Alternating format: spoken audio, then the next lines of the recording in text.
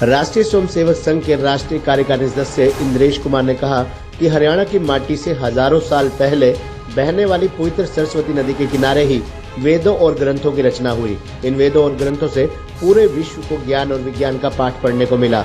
इस नदी को संस्कृति और सभ्यताओं की जननी भी कहा जाता है।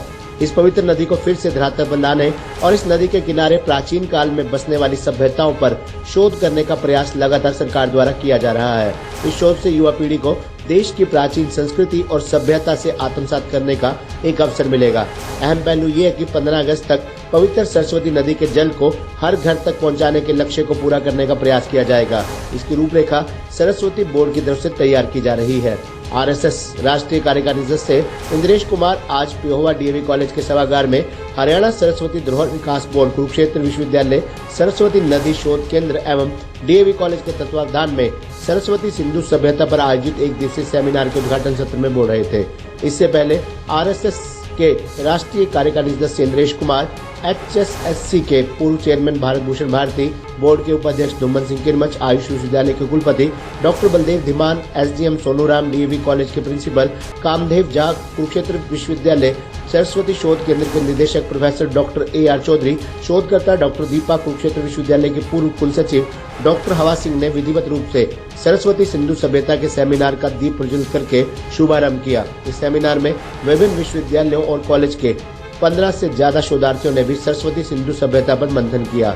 आरएसएस राष्ट्रीय कार्यकारी सदस्य इंद्रेश कुमार ने मुख्यमंत्री मनोहर लाल के साथ साथ बोर्ड की टीम का आभार व्यक्त करते हुए कहा कि सरकार के प्रयासों से पवित्र सरस्वती नदी की धारा का फिर से प्रवाह करने तथा सरस्वती नदी के किनारे स्थित सभ्यताओं और प्राचीन पर्यटक स्थलों को विकसित करने के साथ साथ प्राचीन सभ्यताओं पर शोध करने के अनूठे प्रयास शुरू किए गए हैं। इन प्रयासों से आने वाले समय में सार्थक परिणाम देखने को मिलेंगे। उन्होंने पवित्र सरस्वती नदी के प्राचीन इतिहास के महत्व पर प्रकाश डालते हुए कहा कि वेदों और ग्रंथों की रचना इस पवित्र नदी के किनारे हुई। ये ग्रंथ विश्व के सबसे प्राचीन ग्रंथ हैं। इन ग्रंथों से पूरे विश्व को शिक्षा, संस्कृति और संस्कारों का ज्ञान मिल रहा है। इस नदी के किनारे ही ज्ञान और विज्ञान का पाठ एक साथ पढ़ने को मिला। इस ज्ञान और विज्ञान तथा वेदों के कारण आज देश का अस्तित्व बचा हुआ है। इसलिए इन तमाम विषयों को ध्यान में रखते हुए सरकार ने सरस्वती सिंधु सभ्यता विषय पर सेमिनार करने का निर्णय लिया। एचएसएससी के पूर्व चेयरमैन भारत भूषण भारती ने कहा कि पिहोवा एक प्राचीन और पवित्र तीर्थ नगरी है। इस धरा पर सरस्वती स्थल की भी स्थापना की गई है। इस तीर्थ स्थल पर हर वर्ष लाखों लोग दर्शन करने के लिए आते हैं। इस धरा पर सरस्वती नदी का प्रवाह होना कुरुक्षेत्र के नागरिकों के लिए गौरव और सौभाग्य का विषय है। इस पवित्र तीर्थ स्थल पर सरस्वती नदी की खोज के लिए स्वर्गीय दर्शन लाल जैन भी पहुंचे थे और उस समय से ही सरस्वती नदी को धरातल पर लाने का प्रयास शुरू किया गया था और इसके लिए बकायदा एक प्रोजेक्ट भी तैयार किया गया तथा इस प्रोजेक्ट के अनुसार ही सरस्वती धरोहर विकास बोर्ड की तरफ से कार्य किया जा रहा है। मुख्यमंत्री के प्रयासों से ही सरस्वती नदी को लेकर कई तरह के बड़े प्रोजेक्ट तैयार किए गए हैं। इन सभी प्रोजेक्ट पर निरंतर काम किया जा रहा है। हरियाणा सरस्वती धरोहर विकास बोर्ड के उपाध्यक्ष धुमन सिंह किरमच ने कहा कि बोर्ड की तरफ से सरस्वती नदी के किनारे प्राचीन काल में बसी सभ्यताओं व संस्कृति पर शोध किया जाएगा। इस शोध को करने का आगाज प्रदेश सरकार की तरफ से शुरू किया जा रहा है।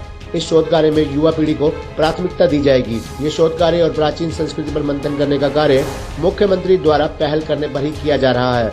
हरियाणा की सबसे प्राचीन नदी सरस्वती नदी के किनारे ही वेदों की रचना की गई है। इस इतिहास को जानना बहुत जरूरी है और युवा पीढ़ी को इस संस्कृति व सभ्यता का ज्ञान होना जरूरी है। इस नदी के किनारे आदि बद्री, कुरुक्षेत्र में भगवानपुरा, बिहोली, पिहोवा, सरस्वती तीरथ, बालू, बनावली, कुनाल, राखीगढ़ी सहित अन्य प्रदेशों में प्राचीन साइट है। इन सभी साइट की खुदाई से इतिहास का खुलासा हो चुका है। कार्यक्रम में कुलपति डॉक्टर बलदेव धीमान, निदेशक डॉक्टर AR चौधरी ने भी अपने विचार व्यक्त किए। कॉलेज के प्रिंसिपल डॉक्टर कामदेव झा ने मेहमानों का स्वागत किया।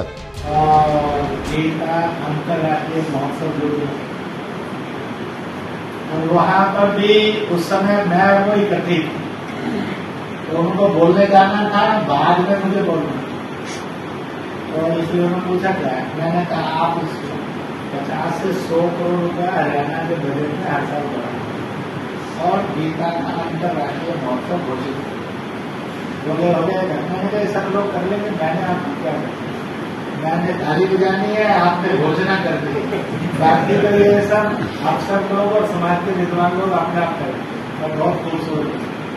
तो ऐसे अंतर्राष्ट्रीय गीता महोत्सव 5 दिन हर साल मनाएंगे, इसकी घोषणा मुख्यमंत्री ने की। सुजेशन आपने दिया था, क्या आप बैठे बैठे आपने किया। ऐसी घटना पिहोवा में घटी। मैंने उनको कहा कि सरस्वती का महोत्सव नहीं है, जो लोकल ट्रेडिशन में चला आ रहा है उतना ही है, आप इसको महोत्सव बोले फिर इसको भी अंतर्राष्ट्रीय कर लेंगे।